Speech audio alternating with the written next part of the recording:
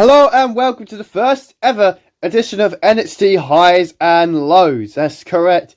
Because NXT isn't being the greatest show, I've decided to cut doing reviews and just give the high bits and the low bits. So start off with the high bits.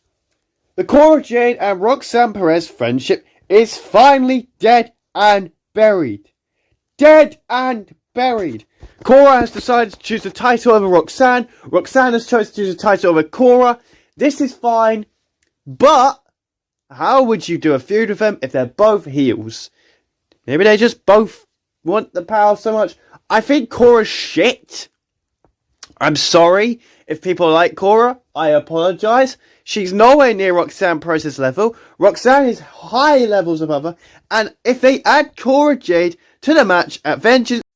Next up on the highs of NXT, Julia, Bayley, Roxanne Perez. What a segment. These three women are gonna cook at Vengeance Day. You do not need to add Cora Jade into this match, because this match will be fire. I cannot wait to see who gets pinned. All the crazy moves that happen. I'm so hyped for this match. This is gonna be a great NXT Women's title match. Out came Charlotte Flair. Woo! And the crowd did exactly what we all thought they would. Woo! I'm joking. No, well, they kind of booed Charlotte. I do feel bad for Charlotte because she doesn't really deserve all the boos. Because, let's be honest, when she's been out of that injury for so long, I would be like, okay, welcome back. She got a nice welcome back chant. But, you know, crowds just don't like Charlotte Flair. They don't like her. They're trying to force her to be a babyface. WWE, it's not working. Just turn Charlotte Flair heel. We'll see on SmackDown when she speaks to Tiffany Stratton just to how different the reaction will be. But Charlotte Flair on NXT was a cool moment, and that's why I'm putting it in the high of NXT. Bayley and Roxanne Perez's segment also gets in the category of the highs of NXT this week. They just have great chemistry. They're great on the mic.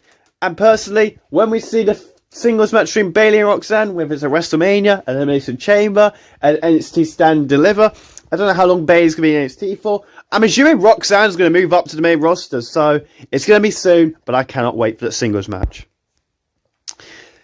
It's just on the verge of highs of NXT, but Eddie Thorpe is still in the NXT title division. He took out Trick Williams, which cost him and Owen the match against A-Town Down Under. That's right, Austin Theory and Grayson Waller pick up the win against Trick Williams and Obafemi. Dun dun hoo. Sorry. Obafemi didn't get pinned. Trick Williams got pinned because Eddie Thorpe hit him with a belt. And that's how the show kind of ended. There was some also glitchy static thing with some random people on. I don't know who they are, so I can't really talk about that much. But Eddie Thorpe is still weaseling his way into the NXT title division, and I guess it's alright.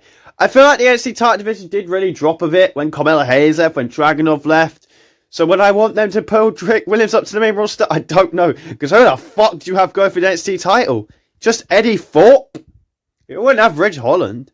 They need to build new stars at NXT. And that's the problem. They haven't got enough. I guess you could build Javon Evans up. Maybe put Wesley up there.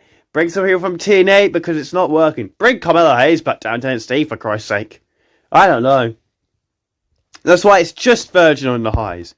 The lows of NXT, do not fucking do this. Do not do this. I swear to God, if you put Cora Jade with the NXT Women's Championship at Vengeance Day, I'm done. I cannot be asked to watch NXT. It's not happening. You can't do this to a loyal fan. She's crap in the ring. She can't wrestle. I apologise for people thinking I'm hating on Cora. She's just not as good as Charlotte, not as good as Bayley, not as good as Roxanne, definitely not as good as fucking Julia. No, do not do it. I don't care if there's some people going, oh, but she's so hot, we'd love her to win a title. No! She's not a Liv Morgan story either. Stop comparing her to Liv. God! This Ridge Holland has got Duke Hudson released from the company. Why are we still pushing Ridge Holland? Why? What's the reason? What is the reason? Why? Why would you do this? We don't need him. He's terrible. Move on. He beat Stacks. Why? They're going to do Tony D'Angelo versus Rich Holland again. If Rich Holland ends up winning the North American title and the same week Cora Jade wins the NXT Women's title, oh my God, no. I didn't pop for Fandango returning. Maybe people would have been excited for it, but I just didn't care. I don't care. I'm sorry. I just didn't. Stephanie McCoy beating Jacy Jane. It's in the low because so many people are trying to tell me Stephanie's going to lose to Fallon. For the love of Christ, if she's not losing to Fallon Henley, okay? I would be betting money on Stephanie winning.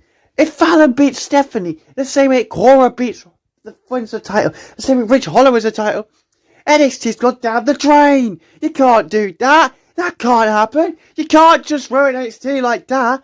That's not right. It's not fair. You know damn well that it can't happen. It can't. That's a fraud. That'd be criminal. So overall, NXT did have one very high moment. Zarya was finally on TV and won a match. Hallelujah. Praise the Lord. Someone's remembered she's a wrestler again. Thank Christ for that. She's so good. Saruka picked up the win as well.